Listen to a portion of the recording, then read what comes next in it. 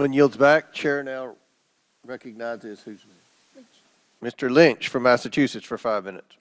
Thank you, Mr. Chairman. I want to make an observation here. I've been on this committee, this investigating committee, for over 20 years.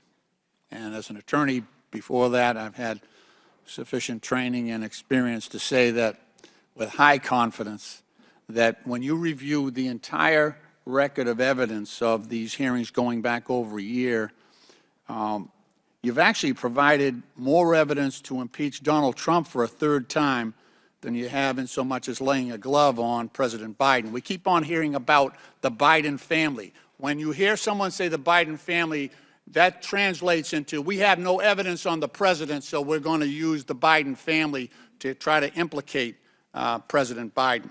But by the constant bumbling and continually shifting arguments here, you've done nothing more than exonerate President Biden.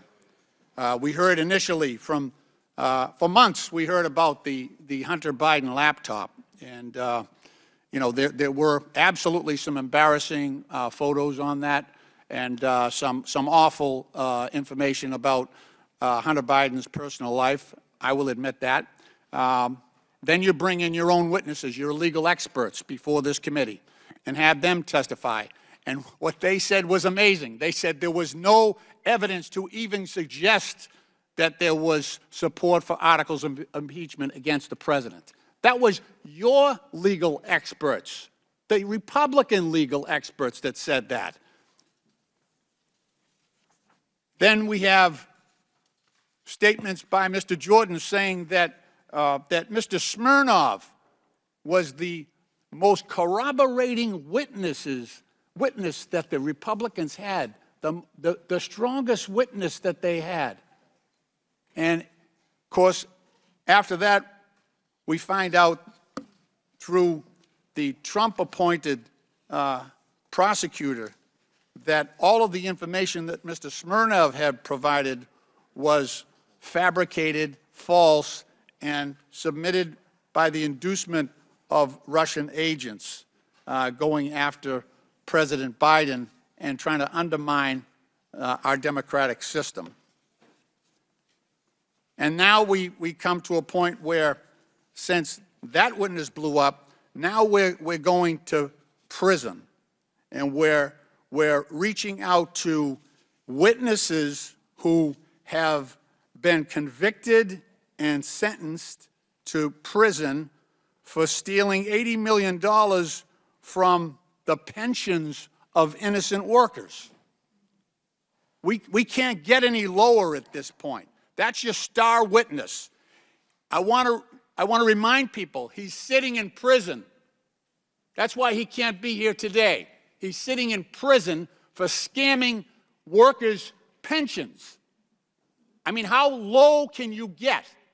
Then it's the Republicans' idea that this is the best guy they can get to testify against the president.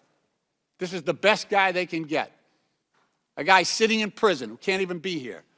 Mr. Parnis, you've talked about your own direct involvement with Mr. Giuliani, and you said that your mission was to dig up dirt on President Biden. Can you talk to us about the coordination between yourself and Mr. Giuliani? Thank you for being here.